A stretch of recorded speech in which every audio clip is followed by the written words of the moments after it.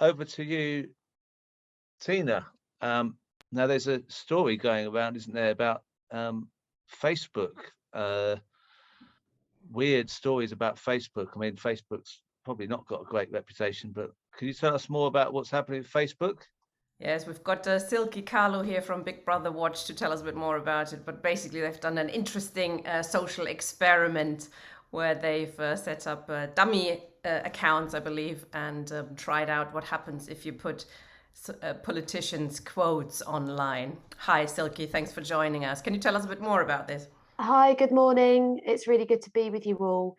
Yes, so we conducted an experiment on Facebook in anticipation of the online safety bill, which is due to be published probably next week. And effectively, what this will do is create a whole new category of speech that is to be regulated by state authorities called lawful but harmful. So we're talking about speech commonly known to you and me as free speech, but that can now be designated as harmful by the Secretary of State. And our concern is that that will lead to unprecedented censorship, particularly for controversial speech. And some of it might not be very nice, of course. Some of it might be politically radical, controversial in other ways. But it is a huge departure from the normal freedom of speech principle that's enshrined in human rights law, and of course the rule of law approach that we normally take, where the state can only censor someone if they've broken the law with their speech. So what we thought we would do is test some of the more controversial statements that politicians have made over the years to see that if they would be allowed on a platform like Facebook. The reason that we did that is because one of the things that the online safety bill will do is put Ofcom in charge of making sure that social media platforms uphold their terms and conditions.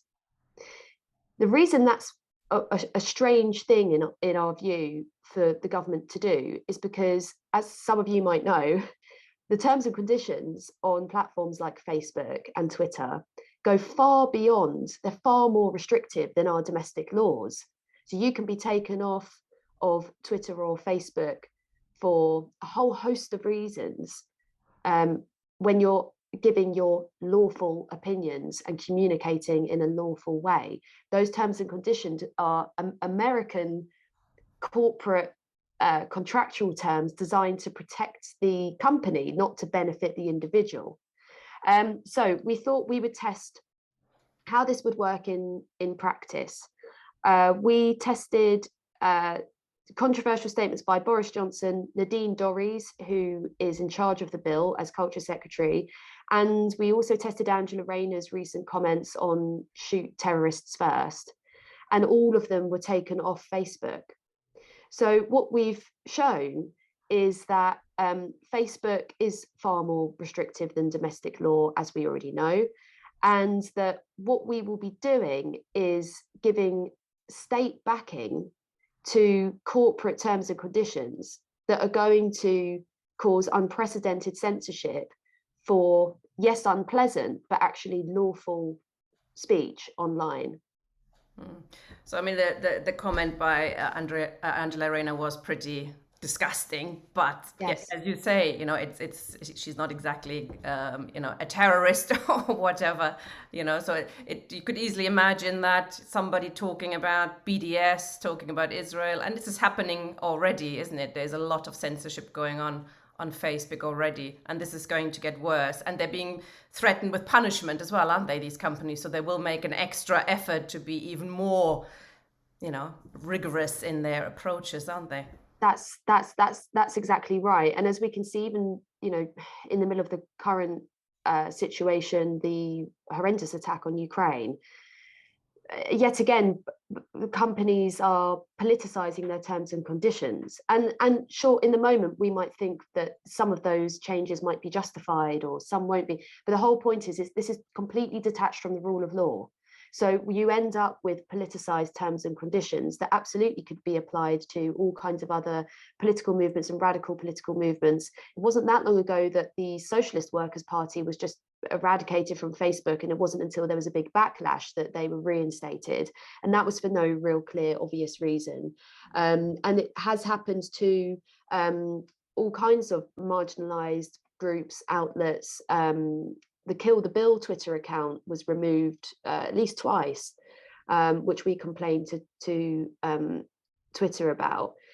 So yeah, there is huge scope for politicization here. And you've already seen, I think because this bill has been so long in the running, you've already seen, every time politicians are faced with something unpleasant or uncomfortable that's been said online, they say, well, don't worry, the online safety bill will take care of that.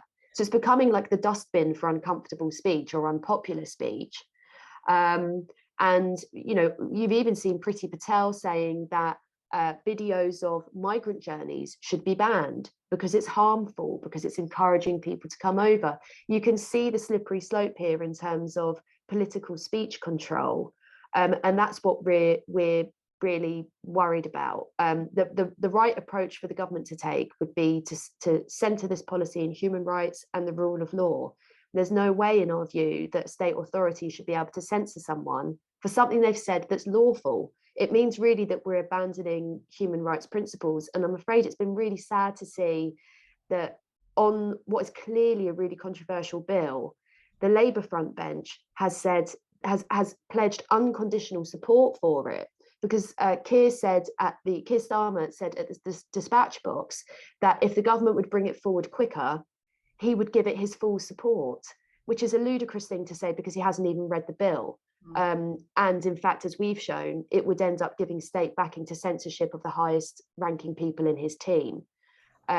So I'm really worried about the extent to which there will be proper scrutiny and opposition on this bill, which is why it's so important, I think, that groups like the Big Brother Watch and Index on Censorship, Article 19, all sorts of human rights groups really take a very, very close look at this as we are. This is, of course, part of a whole range of laws that are being pushed through at the moment against free speech and against the left, including the Nationalities and Borders Bill and the Crime and Policing Bill you've referred to.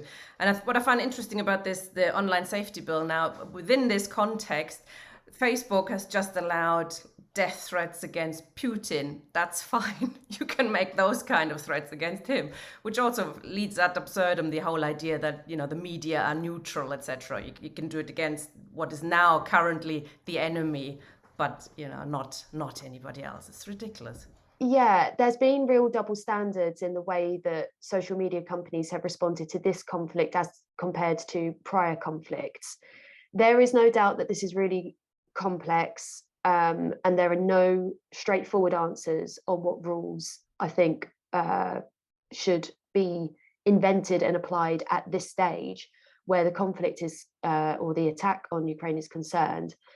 However, that's exactly proves the point that this has been a mess, that we shouldn't be dealing with speech controlled by foreign companies, that there should be a rule of law approach. We don't need to reinvent the wheel on speech. People should know that whether something is lawful to say or not should depend on the laws in their country about what's lawful to say or not. You shouldn't have this second tier system in the place that most people are now having their conversations, which is on the internet.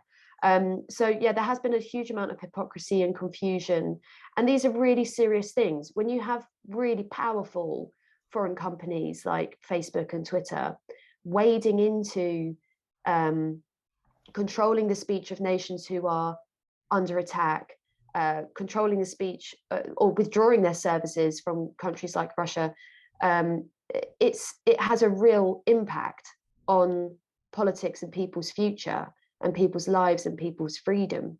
So it is a very, very serious thing indeed to be meddling with. And I think exactly the wrong approach has been taken so far. Absolutely. I mean, the banning of RT is another very worrying development, I think. So what can we do about it? What kind of actions are you planning, or how can people, protest? What well, yeah, thanks. I think that's I think unfortunately a lot of politicians seem to be of the impression that this is a bill that the public really want. I think to some degree it's been drummed up by the media that have been gunning for this for years. And I think MPs need to hear from their constituents that actually we're worried about censorship. We want to be able to speak freely online. I think there has been, and this is particularly important with the Labour Party, because I think there are more people concerned about the bill in the Conservative Party and other parties than there are actually in the Labour Party, which is extremely bizarre. There's a very strange narrative being pushed at the moment that free speech is somehow harmful to marginalised people, whether it's marginalised because of their identity or marginalised because of their political views. This flies in the face of history. Freedom of speech has always been vital for marginalised groups to express themselves and to have that expression be protected. And it's very strange that freedom of speech, which is the foundation of democracy, is now being pitched as though it's a threat to it and as though it's a threat to equality. I think this is a giant lie by people that gain a lot of power from censorship. And we're seeing how there are radical left groups, and as I said, Kill the Bill, who were censored. Also, people with mental health problems. There a lot's been said about self-harm and censoring self-harm online. But what that's ended up doing is really giving a lot of young people who had a voice and was sharing their experiences and their survival journeys, they're now being silenced. So it does fall into a very odd set of political principles to go down that road. So I think there's a great misunderstanding about the public's view on free speech, and that it is something that we cherish and want to protect. We have a petition which is available on our website, which is a government petition calling for the provisions against free speech to be dropped from the bill. I'll put a link to that in the chat. But yeah, broadly, I think people need to speak about it online as well, and share information about it about this online safety bill among your networks, and speak to your MPs. Thanks very much, Silkie. I think the most ridiculous thing is that the government is using the phrase free speech to attack free speech, isn't it? That's they've been trying to turn it around in a quite cruel and horrible way. But thank God we have shows like this where we can talk about this stuff. Thank you very much for joining us. Thank you. Thank you. Bye.